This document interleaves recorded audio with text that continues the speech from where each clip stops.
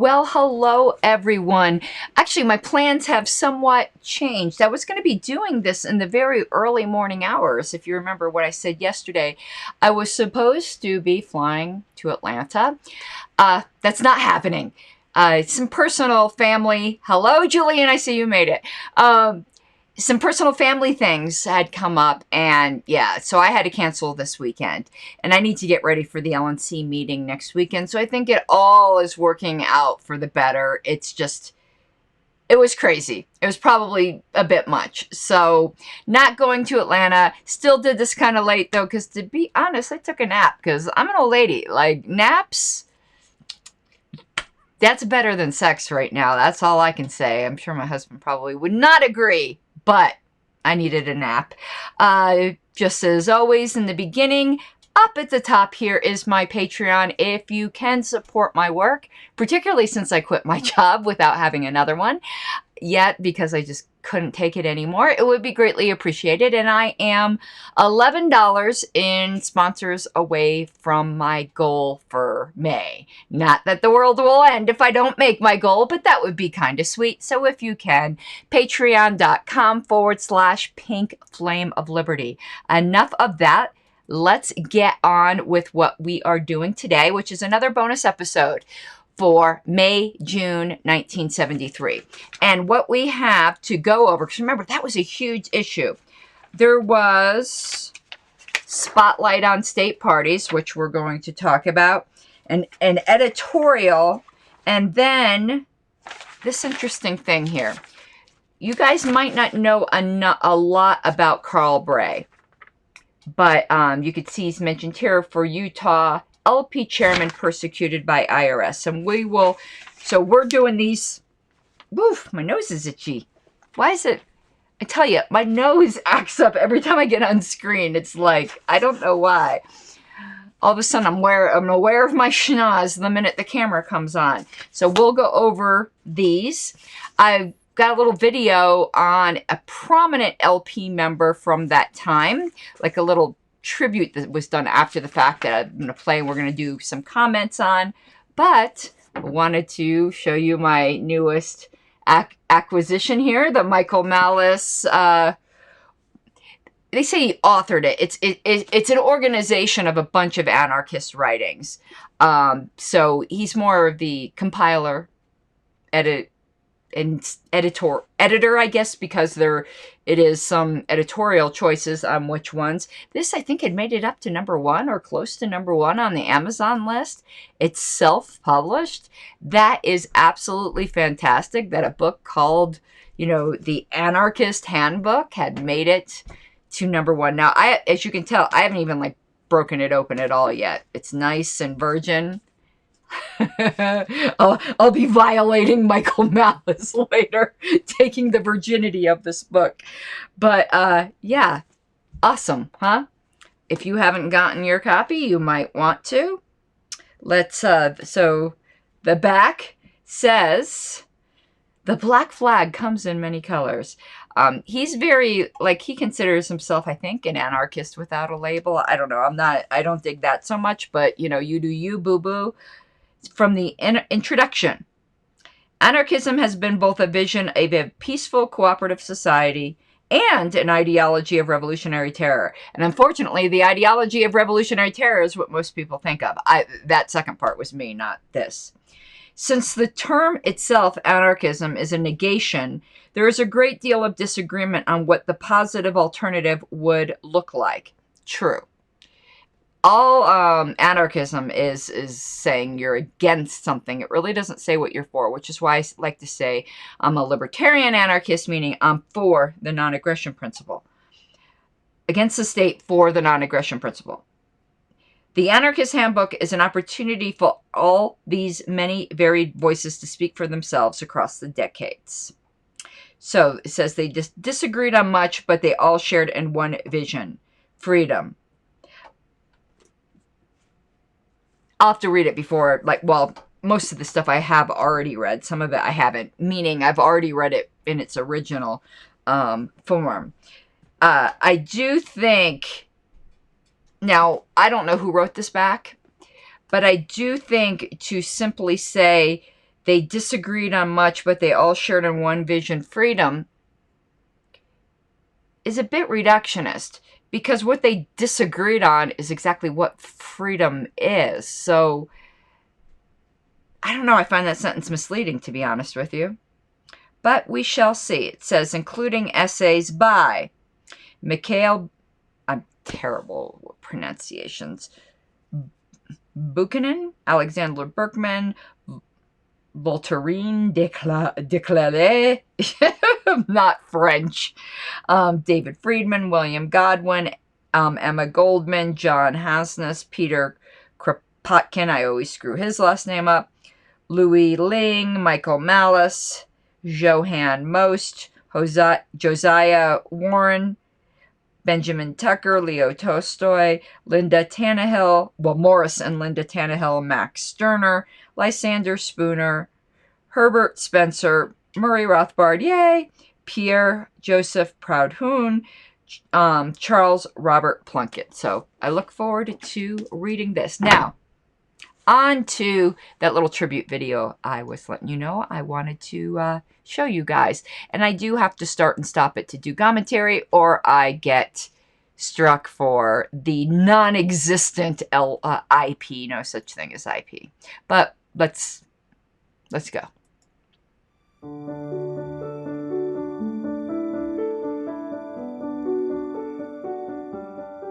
Andrea Rich played key roles in multiplying the impact of libertarian thought for more than 40 years. Through her roles in growing the Libertarian Party in New York and nationally, and managing or creating clearinghouses for libertarian ideas through laissez-faire books and the Center for Independent Thought, she substantially broadened the libertarian movement and helped make libertarian views mainstream. Okay, did want us to stop. I wanted to stop it here because I really knew virtually, and I don't like, why is it this camera? Like, there's, well, fuck it, I don't care. It's like my FaceTime camera here. I don't know why. That shouldn't even be on. But anyway, I wasn't aware of this lady until I started doing the research for, you know, for May, June 73. And it really just strikes me how many, you know, the caricatures, the LP and the libertarianism in general is a sausage factory. But the fact is, there were a lot of women that were very, very influential. Never mind, like Ayn Rand. But I mean, even within the LP, this lady did a whole lot. And particularly in the early LP, there were a lot of very, very influential women. And in some ways, I think maybe we went a little backwards. I don't know if there's as many today as there were in the beginning. And now I got to sneeze. Woo! I got a bit of allergies. Things are blooming around here. So I just thought that was really, I don't know, that's kind of like the gut feeling I had. The list of things that Andrea did to promote liberty is pretty endless. She helped build the libertarian movement in a way that few others could even come close to. There are people all over the world whose lives have been shaped in a positive way by Andrea. I think she was globally one of the most important libertarian leaders of the last 100 years. She was the first chair of the New York Libertarian Party in 1973 and 74. Okay, stop right there. That in itself is huge. Like, it was called the Free Libertarian Party of New York at that time, but I mean, the New York Party was very, very, very influential in the early LP. So first chair. And remember, at that time, the first chair of the LP was also a woman. Also served as media director in the early stages of the state party's beginnings.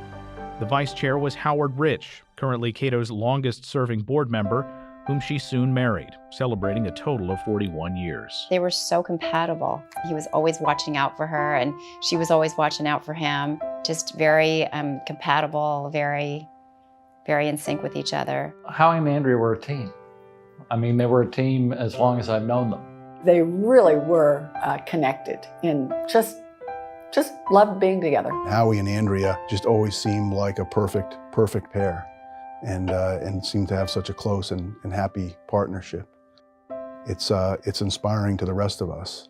She went on to become vice chair of the National Libertarian Party, and in 1980 she played a key role in developing television advertising for the campaign of Ed Clark, the Libertarian presidential nominee. Andrew Oh, my allergies are like all of a sudden really acting up. Wayne must have opened a window upstairs or something rather than closing a door. Yeah, again, I did not realize. Again, so early on, female vice chairs. I think we've had more female high leadership, meaning chair and vice chair. You know, it's not to put myself down in any way, but you know, the stereotypical female on an executive committee is the secretary, right? We've had some female treasurers, but in the early party, we had more female higher, I think, chairs and vice chairs than we have more recently. I should do a little chart of that. I think that's very, very interesting. And I also, you know, loved hearing about the little libertarian, I don't mean little as in belittling, but I mean cute, libertarian power couple you had going on there, huh? and I shared a kind of bemused admiration for the libertarian movement. We were intensely in favor of liberty, both of us, and we admired our colleagues, but we also understood that the odds were astronomical against us. And you have to have a sense of humor, which she did. So we went into battle knowing we were going to lose, but we're gaining ground all the time. From 1982 to 2005, she was president of Laissez-Faire Books, which billed itself as the world's largest collection of books on liberty. Laissez-Faire Books was the only full-time distributor of libertarian materials. There wasn't anybody else. Okay, I want to stop again here. You can't deal at all with LP history without coming face to face over and over and over and over again with Laissez-Faire Books. Some of the newer party members may never have heard of that, but a big deal pre-internet. But I wanted to highlight something else there. The fact is, what was the name of it? Laissez-faire. What is that a reference to? Capitalism. I am not going to tolerate the rewriting of history of this party that says we were not founded as a capitalist party. Sorry, not sorry for who doesn't like that. History doesn't care about your feelings. Core purpose is to get libertarian books in the hands of more people. Back in the days before Amazon, Laissez-Faire Books was a lifeline for people who wouldn't have otherwise had any access to great libertarian books and new libertarian books. Now, Andrea understood that having a great idea is wonderful, but if you can't market it, if you can't bring it to people, if you cannot bring it to press, it doesn't matter. And she was the one who taught people how to promote themselves, how to get the book out, how to turn it from a $70 book into a $24.95 book by getting advanced pre-purchases. She was just an amazing business person, and she brought the love of liberty together with her smart business sense to advance freedom. One way or the other, I met all the prominent libertarians during my time at New York, mostly by running into them at Laissez-Faire, getting to know them there. But it was far better known for its monthly catalog that reached libertarians around the world. The monthly Laissez-Faire catalog was full of essays about these books by Roy Childs, this brilliant intellectual. Okay, stopping. Oh, I just love Roy Childs. But yeah, I've got a ton of these. Yeah, it was like the Laissez-Faire book catalog. And when I first started running into these, I was like, this was kind of weird. Again, pre-internet, it was different the way information was distributed. And I was like, who just wants lists of books? Like, and then I remembered, those of you who are of my vintage, I am 50-something.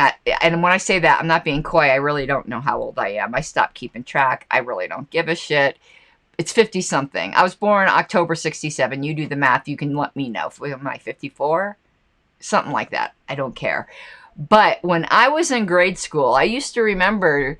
I not used to remember, obviously, I'm still remembering it. I remember we used to wait eagerly for, I think it came out quarterly, this little catalog from Scholastic Books. Again, those of you of my vintage may remember that, and you could order things out of there, and like a month and a half later they came, and that was so exciting. And I remember loving that, because I used to love to read, and that is when I read a classic children's book at that time, Ghosts I Have Been by Gregory Peck, and I'll never forget that book. So a lot of books that really like influenced me, like as a child, that I still remember today, was from little book catalogs like that. You know, not just Ghosts I've Been. There was a book, and the funny thing is, I've went looking for these books now as an adult to reread them. Now, Ghosts I Have Been was classic, but then there were some more minor ones like Hold the Reins Free, which was fantastic, and I just found it. I should have brought it down here.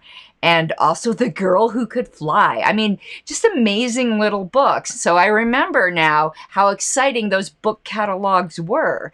So as a libertarian, then I guess, you know, getting this monthly, you know, laissez-faire book things probably was pretty exciting. And James Haas, Highlights Magazine. I loved Highlights Magazine. Where the best part of Highlights Magazine was where you had the pictures where you had to find what was different between the two, you know? But yeah, so today, for those of you who grew up with the internet, some of this may seem really, really weird, but that was a big, big deal back then. That were intended to make you want to read them, but also to understand how that book fit into other parts of the libertarian canon. When it arrived, you didn't just toss it out. You looked through it and you read it. Everything was there. Milton Friedman, Thomas Sowell, economics in one easy lesson, and I'm a TV guy, I want easy lessons. One of the things that laissez-faire books did was merge the very brightest academics with the intelligent lay public, and that was a very key element to the growth of the libertarian movement. I was a young economics student in Canada, and I'd heard of Milton Friedman in my textbooks, but the newspapers were politically left and my professors were politically left. I learned about thinkers like Rothbard and Hayek and many others in the pages of the laissez-faire book catalog. Young people today don't appreciate just how lonely it was to be a libertarian back before the age of the internet. I want to stop just in general, never mind just libertarianism. If you're in any view that was off the mainstream, it was almost like this exciting little underground to find the people that were important in your little niche. I see Val here brought up the Scholastic book fairs. I even forgot about the book fairs. I just remembered the catalog, but yeah, now the book fairs as well. It was just wonderful. But yeah, I've given this example before too. When I was in my late teens and involved in music, I was in a thrash metal band. For those of you who didn't know, minor celebrity in my home little area. You know, to find out the cool new bands, like there were these zines that got put out. And I found an example, and I've shown this to you guys multiple times, and we are going to be going into these, the equivalent of a libertarian-like fanzine right here. I bought these online. Rare. Look, it's just like these typewritten, like, pages just stapled together with a hand-drawn cover. These for like metal bands, for indie metal bands, was like the shit back then. And that's how you got information. It was like this little underground, low-tech information exchange.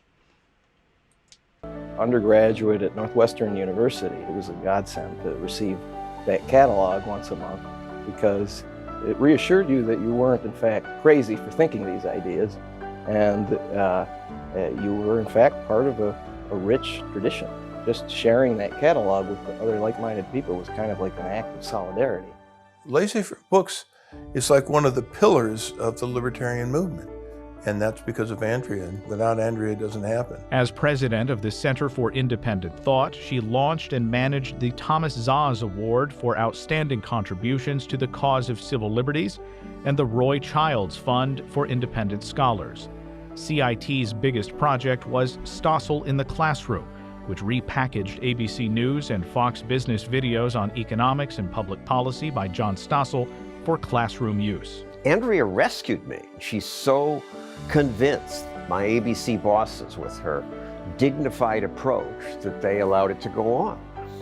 And she ran Stossel in the Classroom for, I believe, 15 years. Thanks to Andrea, about 10 million high school kids get to learn something about liberty in school every year. Andrea was involved in all sorts of things. She was on the board of FEE, she was on the board of the Atlas Network. She traveled with us to Russia, and she and I went and visited a Russian publisher who was interested in libertarian books. She went to Africa with the Atlas Network. And she arranged shipments of entire containers, bringing thousands and thousands of libertarian books to them. There's a whole generation of young people in formerly communist countries who got their education from Andrea Rich. She could care less about whether people knew she was accomplishing something or behind something or supporting something or helping someone.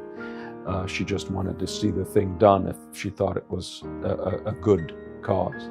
Andrea was also a personal friend to lots of people. Didn't matter who you were, she was there to befriend you. And she did that to me. It was always a tremendous good feeling to know that she was on your side on anything. She had a wonderful way of making you feel like you were safe if that was so. Everyone talks about Andrea's sweetness, and she was sweet. That soft Southern accent and her laugh. But you know, there was a real crankiness to Andrea.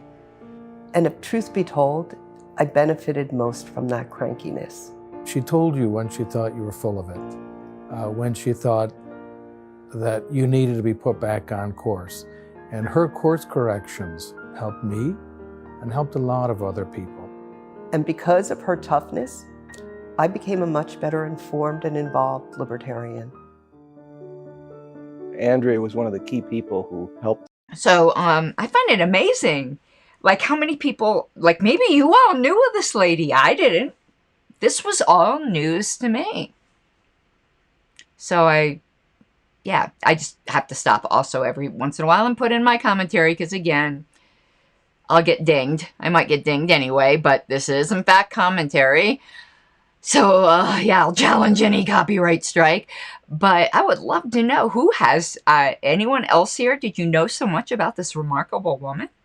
Sustain and grow the libertarian movement into the potent force that it has become. We owe so much to that happy band of people from the 1970s who were executing this heavy lift of getting, libertarian ideas out there and giving them credibility. And through what she did with laissez-faire books, with the Libertarian Party, Andrea is really one of the MVPs of that effort. The cause of liberty has lost a dear friend and a wise counsel, but her spirit remains active globally through every person she convinced of the value of liberty and through every person she inspired to stand against violence and tyranny. With the loss of Andrea, we lose a connection to the past, and we also lose a luminary, a light for so many of us. The cause of liberty has lost a great deal of wisdom, generosity, and vision. And it will be very hard, in fact impossible, to replace that. We have to do the best we can.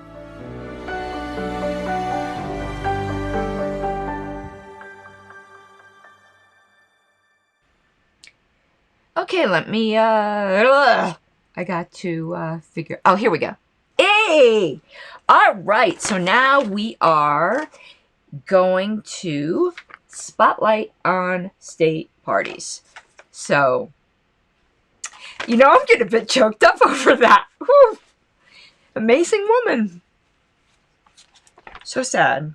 I wish I'd gotten to meet her. Woof. I'm sorry. Didn't expect that. Whoa. All right, so let's go here. Here we go. LP News. Spotlight on state parties. And my allergies are acting up too. But now it's not just all allergies. Whoa. Let me find the page here. where we are at. Okay, second page. Alaska.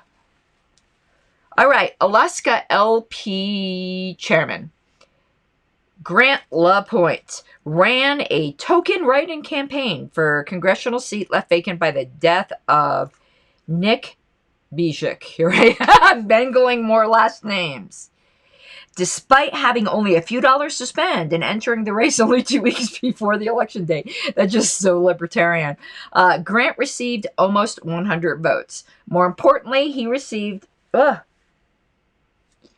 extensive media coverage and generated a number of inquiries. So, you know, this is all the stuff that's going on in the 70s. In that video, they talked about the heavy lifters of the 70s. That's who we are reading about now. Hawaii LP took an active role in the April 14th tax protest.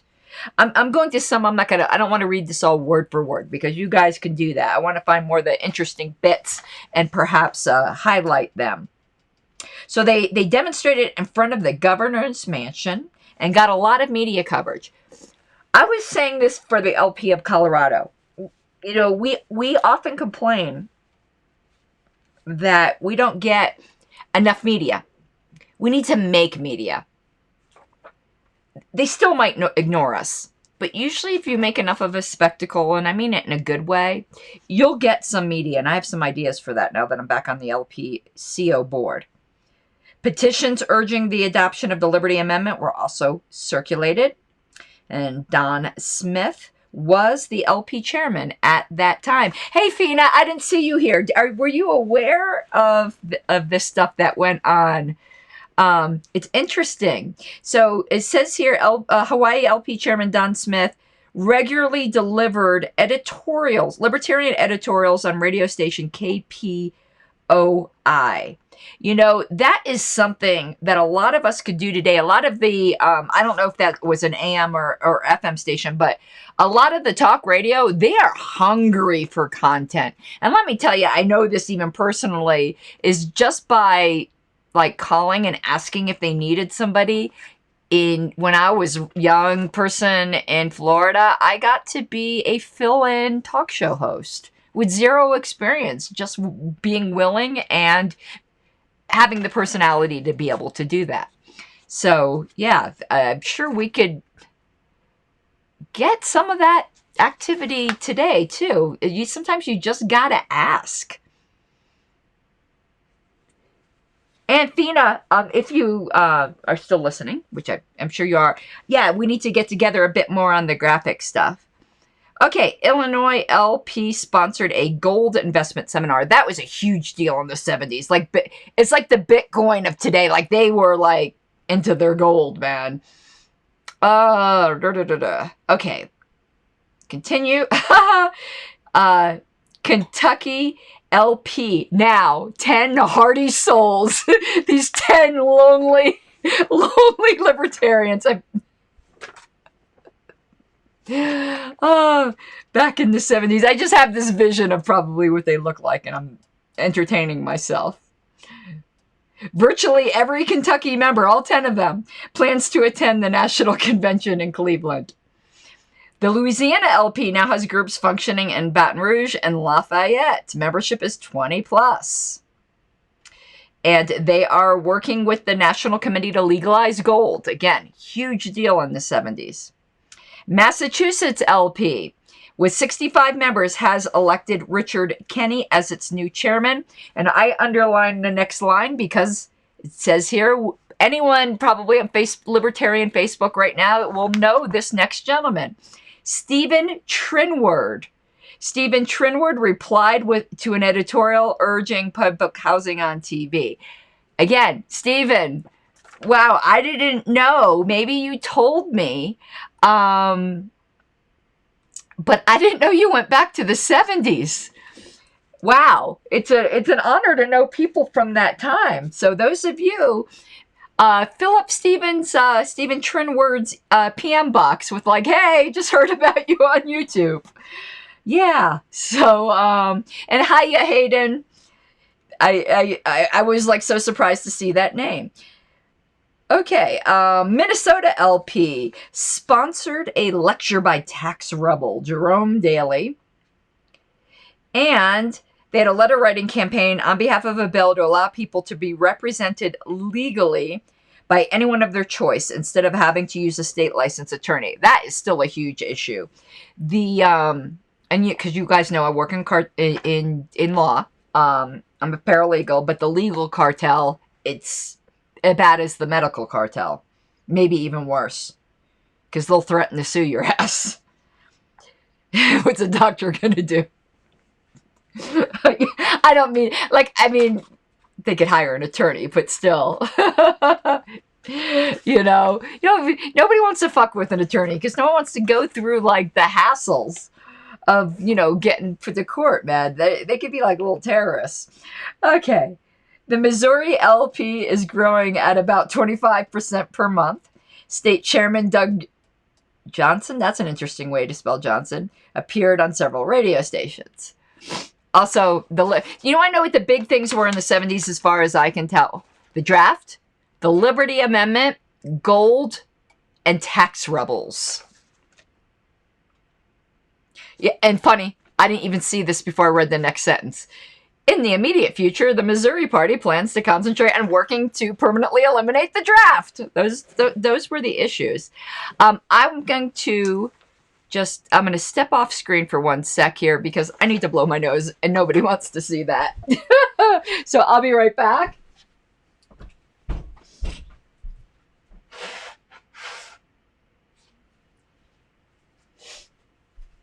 Okay, coming. Sorry about that. But between my allergies and getting all emotional over that video, it got me all stuffed up. And for those of you who are surprised, it doesn't take much to get me crying. I'm one of those people who cry at like the sappy MasterCard commercials. So, okay. Continuing. The New Jersey LP. They collected a bunch of signatures to get their gubernatorial candidate on the ballot. It was 800 signatures. For a party of 50 members, that was a feat. Let's see here. Yeah, they're waiting to find out about... This is all about the petitioning. New Mexico LP is busy sponsoring workshops on topics ranging from gold investment, as I said, to the Liberty Amendment, as I said, to the United Nations. The New York LP, which is number 2, but they try harder. I don't know who they're referring to, but that's funny. It seems like some kind of parenthetical jab at somebody, and I don't really know who. Held its convention March 30th through April 1st, and attendees heard Harry Brown, Murray Rothbard, and Paul Lepanto speak on various aspects of the quest for freedom. Now here's where... I'm reading this whole one because it mentions the lady we just saw the video on. New Free Libertarian Party chairperson is Andrea Millen, with Howard Rich and Ray Strong as vice chairpersons. Former chairperson Jerry Klassman is now treasurer. The FLPers voted not to have a state platform. Interesting. But did vote to urge all members to send letters to their legislators urging repeal of all laws on contraception and supporting the Liberty Amendment. The big event at the FLP convention was the nomination of candidates. All right. So James, I gotcha. Let me put some comments up here. Hayden had said, yeah, we had talked about that. The absolute terror that young men lived in during the time where the draft was going on. And we like to think it couldn't happen again. Yeah, it could. We shouldn't find anything unimaginable after last year. And that what people will just meekly go along with. And James Haas explains but they try harder. Oh, it was I remember now. Avis Rent-A-Car. Got it. That makes sense now. Okay. All right, continuing on the next page. Oregon LP has resumed activity again after a period of leadership crisis and now has 50 to 60 members. Okay, Pennsylvania LP, 65 members working with the Society for Individual Liberty tax protests. New PENA chairman. I've never seen Pennsylvania shortened as PENA. You have a good night, Julian. Texas LP is within hailing of the 200 member mark. Watch out, New York. You may soon be number 3. There's some shit talking going on here. Oh, boy. And it says the Texas party was the motivating force behind the Institute for Libertarian Studies conference in Dallas. And they've expressed interest in hosting the 74 National Convention. And as we know, they did. And that's where the Dallas Accord was ratified, I guess is the way to put it. And speaking of that, I am still chasing down some more things on my statement of principles, whole Dallas Accord history. I need to find somebody who was at the 1981 National Convention and remembers it. It remembers in particularly the bylaws changes. There's no minutes that I can find for that convention. I need to get in touch with Dean Ahmad's wife. I think she was secretary at that time, and she might have some records. Because I don't want to give away my hand on what I'm actually looking at, because it could get more complicated. But yeah, I really need to chase that down. Okay, Washington LP, its membership is going towards 100, and the 100th member will receive a bottle of champagne. And their convention is coming up, and again, it says support for a state lottery and the Liberty Amendment, and they put in a little comment, gets around, doesn't it? Like I said, there's so much about the Liberty Amendment that was going on. And what the Liberty Amendment would have done is gotten rid of the income tax. We went over it in a different episode. Okay, so important notice. Due to our ever-expanding membership, now over 2,500 national and state, we have had to institute new procedures for handling material orders. As a result, we ask that you now allow 3 to 4 weeks for delivery. I remember when that was just typical when I was growing up. Actually, 4 to 8 weeks was typical. We're so impatient today with like Amazon. Like if you're not getting it the next day, you're like, they suck, right?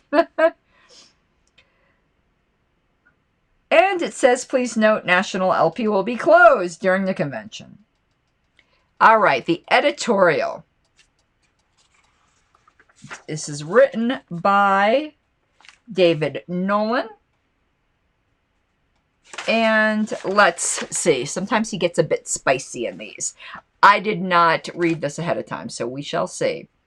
In the past few months, there have been increasing rumbles about the emergence of a libertarian establishment, an unholy troika made up of the of the LP, SIL, and Reason, which is supposedly conspiring to dominate the movement. This just sounds like so overwrought LP libertarian drama, doesn't it? There's always something going on. Imposing a party line and driving dissenting organizations and publications into ruin.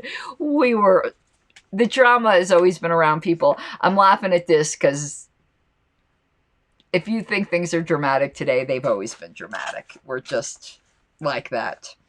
Since it appears that this notion is not about to wither away spontaneously, we think it's time to set the record straight. First, it must be admitted that the LP, SIL, and Reason are indeed the most established libertarian outfits in all senses of the words, which is pretty sad since the LP at this point was December, not even 2 years old. Further, it must be admitted that there is an increasingly close degree of cooperation between the three outfits, as each specializes in the areas where it is most successful. But is there any kind of conspiracy? Is there even any truth to the charge that the terrible trio constitute a libertarian establishment, and the sense that National Review, YAF, and the Conservative Party make up the conservative establishment. Certainly, one could do worse than draw this parallel, but there are several crucial differences. Most importantly, the three libertarian outfits in question were founded independently, remain autonomous, and disagree publicly on occasion. Of course, there is cooperation between the three, perhaps closer cooperation than between most groups. But what of it? Survival of the fittest, consolidation, specialization, and cooperation are the traditional hallmarks of a free market. The developments we are now witnessing are nothing more than the market at work. Let us be brutally frank. Most of the outfits which have gone under deserve to do so. They failed because of poor planning, poor management, and often an inability to break free from narrow orthodoxy and provincial outlooks. No, Virginia, there is no conspiracy and no plan afoot to crush dissent. And those who maintained that are motivated mostly by sour grapery, outraged purism, or an inability to adapt to the idea of success. Too many libertarians are so used to losing that they've come to enjoy it.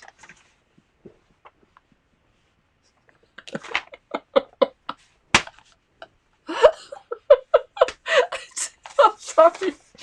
I think that is so true today, too. Libertarian masochism syndrome. Oh, sorry.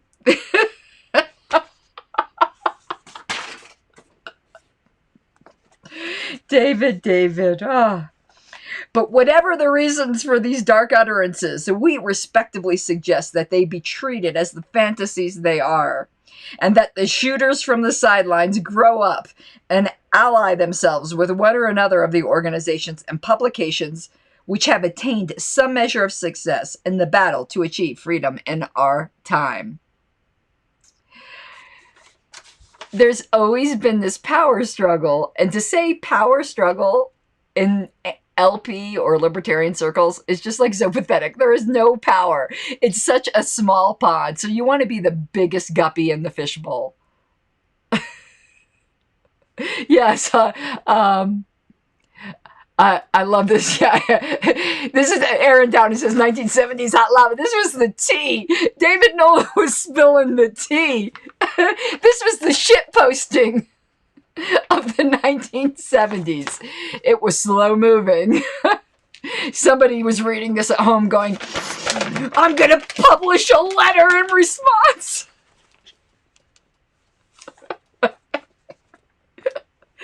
Oh, God. Lord have mercy. All right. Cynical definitions follows. Money, that which loses value every second. It is, therefore, much in demand. Open mind, a vacuum, ripe for any old prejudices, preferably yours. Foresight, what you should have had, but if you had, nobody would have listened to you. And James Haas says, the politics was so bitter because the stakes were so small. Same thing today. There's very few things more vicious than libertarian like infighting in the actual like affiliate parties. Listen, I know I just went through this in Colorado where we just basically replaced the whole board except -1. And everyone who got replaced, I'm sure, is at home plotting their revenge. That's just how it is. The fight for non-existent libertarian power is vicious. It's just vicious. But we'll continue. But yeah, sometimes it does seem the smaller the stakes, the more vicious the fighting. All right, next page here. That was a good editorial, David. I was highly amused. All right, so Utah... Oh, wrong thing. Wasn't bits and pieces. We did this already. I must have skipped. Here we go. Utah LP chairman persecuted by IRS. On April 14th, Utah LP chairman and life member Carl Bray, just a warrior of the liberty movement, led a protest of a... Now, let me stop for 1 second. I'm not suggesting... maybe I am in a little way, but I'm not suggesting forethought or malice. Maybe just culture. But how is it that pretty much everyone has heard of Carl Bray, but as we saw earlier, very few people today, at least, Andrea Mellon Richet. It seems like it's the prominent men that are more remembered. Now, there could be other reasons, a lot of reasons for that. It's just something I'm noting something without necessarily drawing a conclusion. All right, so Carl Bray led a group of approximately 100 people in protest against the IRS. Yeah, and good night, Val. I see your note there. 5 days later, 2 FBI agents and an IRS agent entered Carl's place of business, arrested him, carting him off to jail in handcuffs and leg irons. Yes, dear reader, leg irons. How many of us would do that today? Now, something else I'm also noticed is more bravery for the activists in the 70s than we have today. Today, we think we're brave if we send out a hot tweet, where they held him illegally without informing him of the charges against him for 14 hours. When they finally released him after informing him of their charge, oh my God, illegal possession of an IRS symbol. What does that even mean? Carl returned to his office and found that $30,000 in cash had disappeared. Man. This is just the latest and most grotesque example of IRS tyranny. If you'd like to help publicize it and stir up public outrage, there are several things you can do. And they give some addresses of where you can send money. And he's planning to sue them. And the goons who harassed him. Wow. Isn't that crazy? Isn't that... Wow. Leg irons, and then they stole $30,000 from him. All right, up above that, 2 hot projects. Let's see what these hot projects are. As most of you no doubt know, the United States Senate voted last month to repeal the 1934 law making it illegal for U.S. citizens to own gold. Can you imagine making it illegal to own gold? Each day, I once said, it was somewhat of a joke, but not really. It was sad, just weird post I made on Facebook where I said, name something that makes you both deliriously happy and existentially tormented at the same time. And people gave all kinds of answers. And I said anarchism. Because, seeing the world for now, what I really, see for what it is out of the indoctrination, I think. I don't use those Matrix analogies. I think they're so overdone. I'm grateful for it, but in a way I'm also not. I don't know. Sometimes ignorance is bliss, isn't it? And every day I just get angrier and angrier on how unfree we actually are. It's grotesque to me to say we're in a free country. They tell you what you can put in your body. I'm getting more and more outraged as I'm listening to that book. What was it? The Adult's Guide to Drug Use or something like that. I don't know. It's famous. It's by a doctor. I'll get you the name. I'm listening to it on Audible right now. And it's just outrageous to me that the government tells you can't use drugs. How the fuck is it their business what you put in your own body? They literally have claimed ownership over you, and most people don't know it. And I don't even think most libertarians really have owned that idea, really realize how true that is. And you can't own, they had passed a bill, you can't own gold. And when I hear about these bills, passed by these little tyrants, I'm like, who the fuck do you think you are? How big of a ego? What? How dare you? And I don't think we have enough just outrage. How dare you? With just these bullshit things that they think they can control us. Okay, sorry. I'm getting all worked up. Continuing. Okay, about the gold again.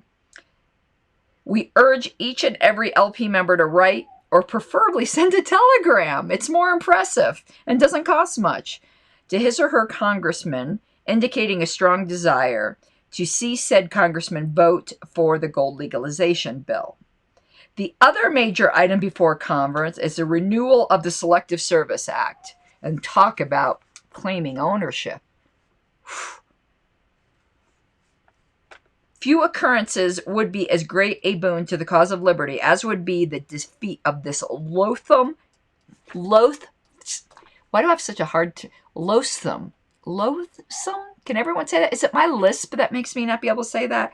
Loathsome instrument of despotism. I love that phrase. And it appears to be touch and go which way the vote will turn out.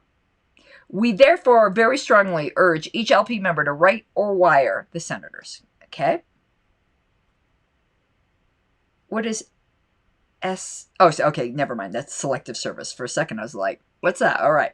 Don't let people forget, and don't pass up the opportunity to put the LP in the vanguard of those who are fighting slavery on principle, not just when it's a fad to do so. Absolutely. And they called this, the selective service, the meat grinder. That is like so apropos.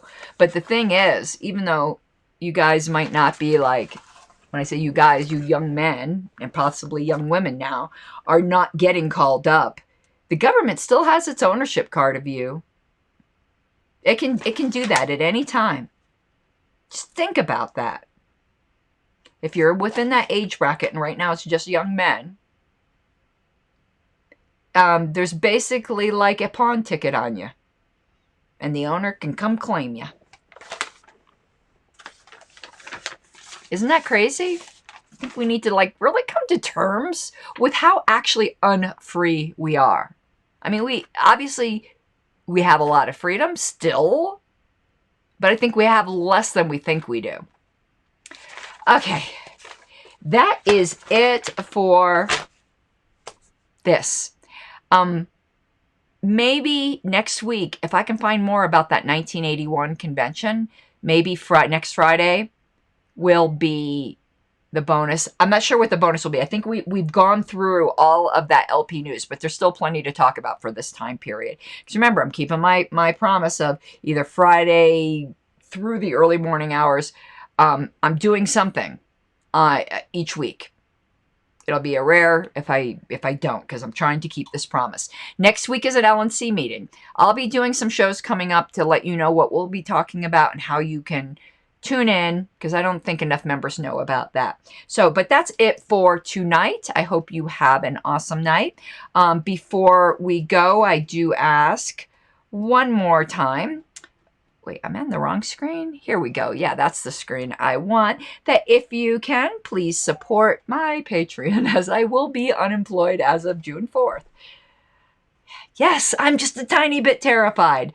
And yeah, that's it. You have an awesome night, everyone. And as I go, I would like to thank my current patrons. You guys are the bomb diggity bomb, de-bomb, de-bomb bomb. All right, everyone, you have an awesome night, and I guess I'll probably be live streaming again tomorrow too. I got to catch up on stuff. All right, bye-bye.